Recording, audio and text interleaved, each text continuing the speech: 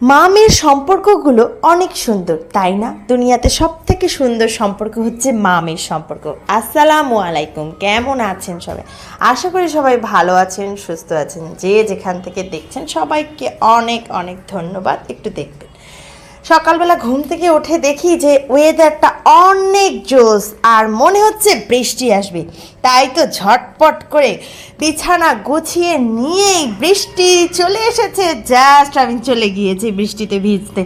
দেখি ওয়েদারটা, তারপর নিজেকে আর সামলাতেই পারলাম না, চলে গেলাম বৃষ্টিতে ভিজতে। এত মজা লাগছিল, সকাল সকাল বৃষ্টিটা এত সুন্দর হচ্ছিল, কি বলে বোঝাবো। তারপর চিন্তা করতেছি, ও মা গো, আমার তো কালকের অনেক কাপড় জমা পড়ে আছে যেগুলোকে আমি এক ফোঁটা গুছাইনি। তাই জন্য ভিডিওতে করছি আর তোমাদের সাথে শেয়ার করতে করতেই আমি সব কাপড়গুলোকে গুছিয়ে নিয়েছি। এত কাপড়, আমার বাবুর সব থেকে বেশি কাপড়, এগুলো গোছাতে গোছাতে আমি শেষ। তারপরে চলে গেলাম রান্নাঘরে, গিয়েই দেখি রান্নাঘর একদম অপরিষ্কার করে রেখেছে। সবগুলোকে ঝকঝকা তকতকা করলাম, করার পরে এদিকে চিন্তা করছি কি খাবো। মেয়ের জন্য আগেই নুডলস বানিয়ে নিলাম, একটু ডিম দিয়ে নুডলস তৈরি করে নিয়ে নিলাম। তারপর সকালবেলা চিন্তা করছি একটা ঝটপট নাস্তা করে নিই পরোটা দিয়ে, যেটা গরিবের তাকো। এটা বাইরের একটা অনেক সুন্দর ডিশ, যেটাতে সবাই মজা করে খায়, তাকো।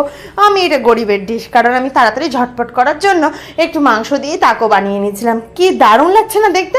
গরিবের ডিশ হলে কি হবে, আমি অনেক সুন্দর করে আমার মনের অন্তরের স্থল থেকে এটা বানিয়েছি। তারপর অনেক মেহমান আসবে, সেই জন্য তাদের জন্য মুরগির রোস্ট করে নিলাম।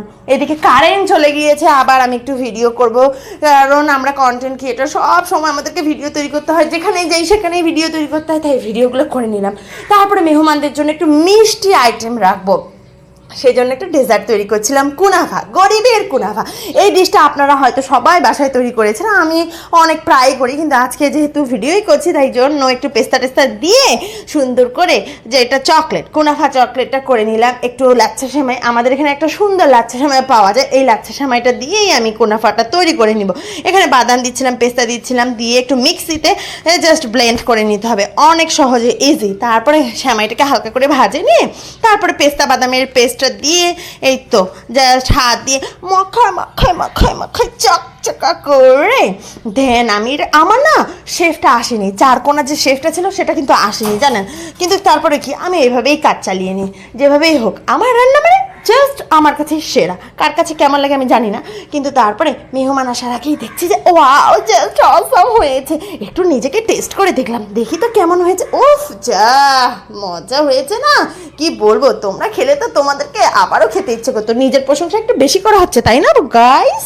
তারপরে মা মেয়ে মিলে বিকেলের দিকে একটু সন্ধ্যার আগে, একটু যখন মেহমানরা চলে গিয়েছে, তারপরে বেরিয়ে পড়লাম একটু ঘুরতে। এই তো একটা কফি শপে গিয়ে মা মেয়ে মিলে একটা ছাক্কাস কফি খেয়ে নিলাম। এখানকার কফিটা মাস্ট তোমরা ট্রাই করো, এখানে হচ্ছে আমাদের এখানেই আর কি কফি ট্রিট আর কি। তারপর রাতের জন্য বিরিয়ানি করব, রাতে আরও মেহমান আসার কথা ছিল, সেই জন্য একটু চটাপাট করে একটু বিরিয়ানি রান্না করে নিলাম। বিরিয়ানিটা কেমন হয়েছে জানাবে কিন্তু। আজকে এই পর্যন্তই, টাটা।